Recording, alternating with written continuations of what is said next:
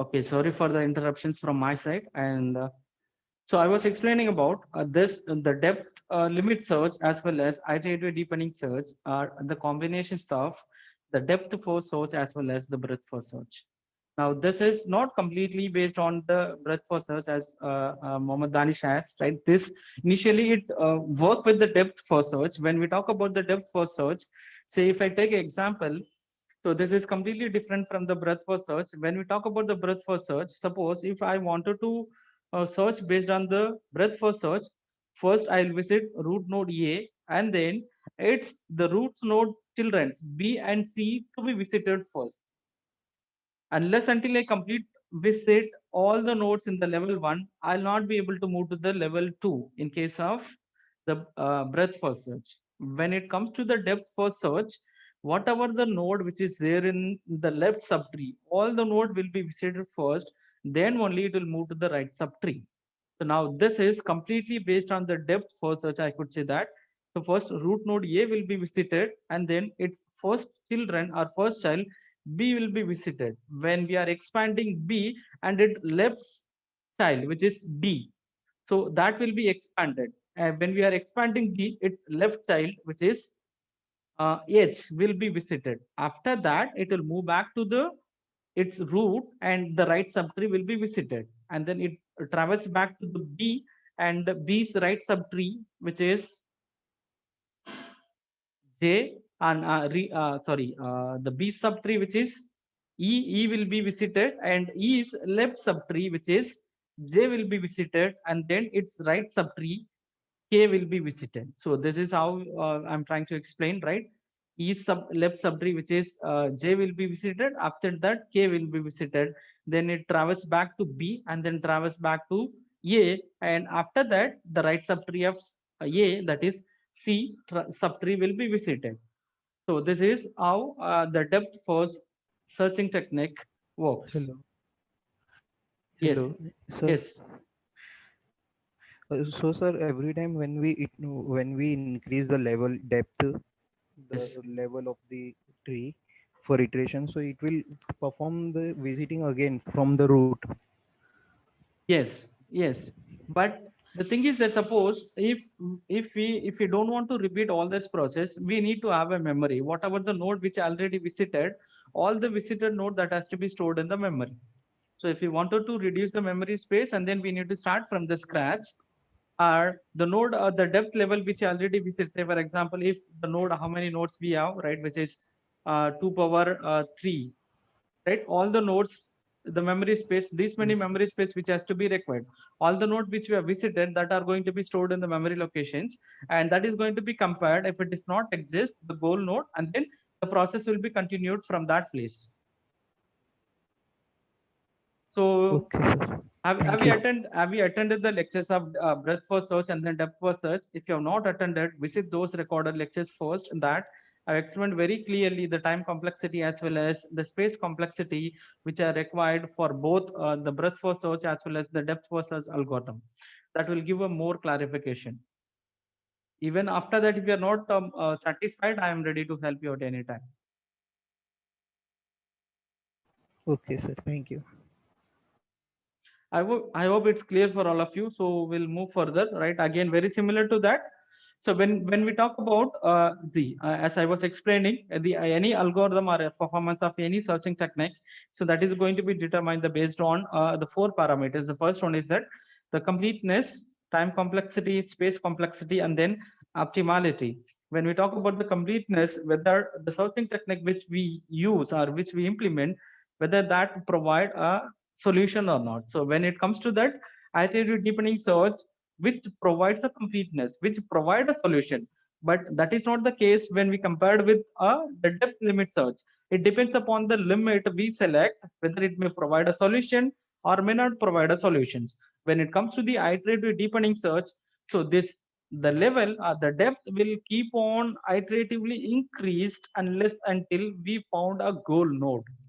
So when it comes to the time complexity, again, so this is going to follow based on the breadth for search, it completely based on the branching factors. Suppose if the goal node which no lies in the right subtree. So here, if my goal node is O, in that cases, all the node has to be visited based on the branching factor. Imagine that suppose if if the root node has a 10 branching factors, again the time factor which will be completely based on B into D, breadth and breadth and power to the depth.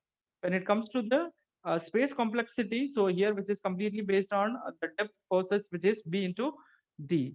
Will it provide an optimal solution? Yes. In case if the cost is 1, that means that the uniform cost. So these are the few key points which are related to the depth first search as well as the depth limit search as well as iterative deepening search.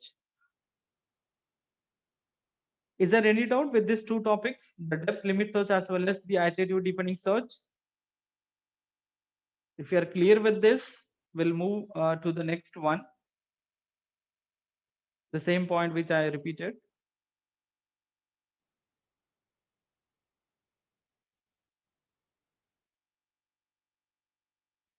Okay.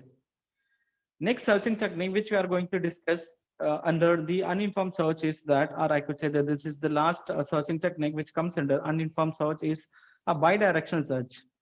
When you talk about a bidirectional search, so this is very simple process. Say for example, normally we'll start from a start node, or we'll have the initial state and then we'll have the goal state, right? And we'll try to find out any optimal path or any shortest path through which we may reach from our initial point to the goal state. Now, when it comes to the bidirectional search, normally so far whatever we discussed, all the techniques, the breadth for search, depth for search, uniform cost search, depth limiter search, and then iterative deepening search, all these searching techniques which start from the initial state and then it will keep on move to the next node, right? And so from the next node, it have only the information about the current node, and when it reaches the current node and it will try to explore what will be the other possibilities out of the available possibilities, it will try to find out some other path, right? And through that it will keep on the process will be repeated unless until it reaches the goal node. So far we were discussing about the direction of the searching process will start from one side and then it will move towards to the goal state. When it comes to the bidirectional search, so this is completely different with the previous searching techniques. In that case, we'll be searching, the searching will start from both the ends.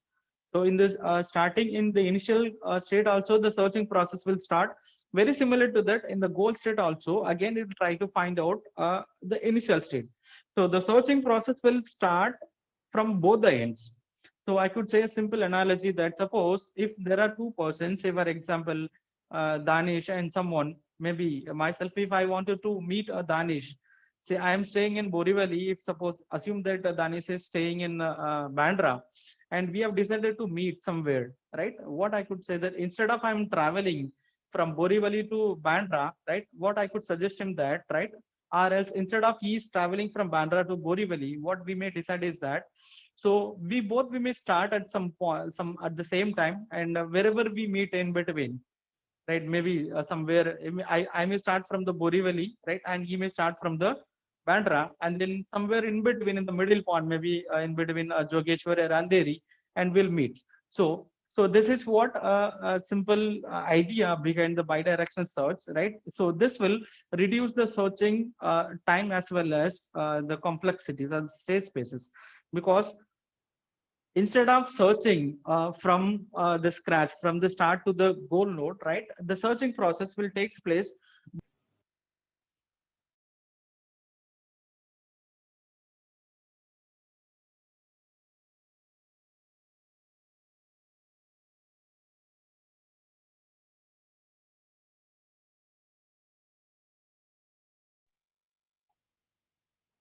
I'm extremely sorry from my side because of this internet connectivity. I'm just often my Zoom is disconnected.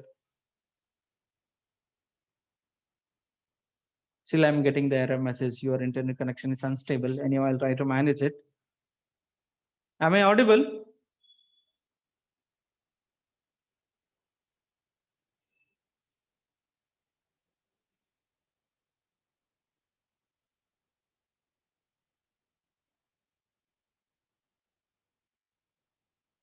Am I audible?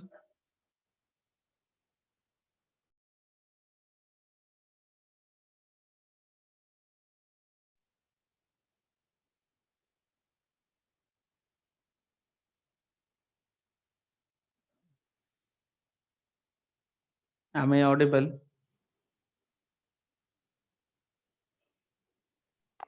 Yes, sir. Yes, sir. Okay, thank you, thank you. There is some internet connectivity from my side.